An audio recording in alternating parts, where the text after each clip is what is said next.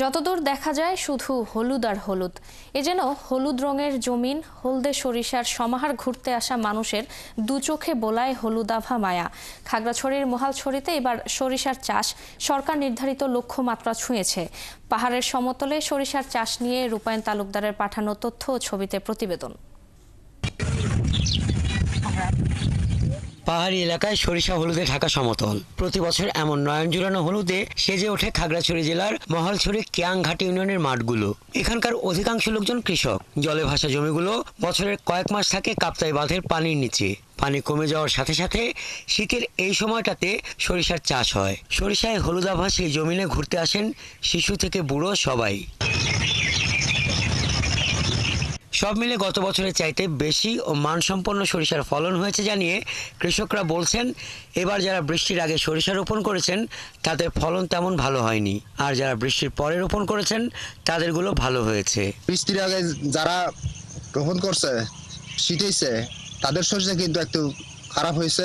বৃষ্টির পরে যেগুলো কাজ করছে ওগুলো মোটামুটি ভালো হয়েছে। গত বছর ফলন ভালো হয় না, এই বছর গত বছর তুলনা এবছর কিন্তু মানে ভালো হয়েছে। গত বছর তো বৃষ্টি পেয়েছে, এবছর বৃষ্টি পায় নাই, এই জন্য সরিষা একটু ভালো হয়ে যায় আর কি। কৃষি বিভাগ থেকে যদি আরো প্রণোদনা পাওয়া যায়, সহযোগিতা পাওয়া যায়, আমার মনে হয় আমার এলাকার কৃষকেরা আরো ব্যাপকভাবে আগ্রহী হবে এই সরিষা ক্ষেত করার জন্য। খাগড়াছড়ি কৃষি বিভাগের উপপরিচালক জানান, জেলায় সরিষা চাষে 550 হেক্টরের লক্ষ্যমাত্রা অর্জিত হয়েছে, যেখানে এখানকার সরিষা চাষ বড় ভূমিকা রেখেছে। আগামী বছর সঠিক সময়ে বীজ সরবরাহ করতে পারলে উৎপাদন লক্ষ্যমাত্রা আরো বাড়ানো সম্ভব হবে। কেয়াংঘাট ইউনিয়ন, যেটা মহালছড়ি একটা ইউনিয়ন, সেখানে এবার 15 হেক্টর জমিতে সরিষা আবাদ হয়েছে এবং কৃষকদের যথেষ্ট আগ্রহ লক্ষ্য করা গেছে এবং আমরা আশা করি আগামীতে কিন্তু এই এলাকাতে সরিষার আবাদ অনেক বৃদ্ধি পাবে।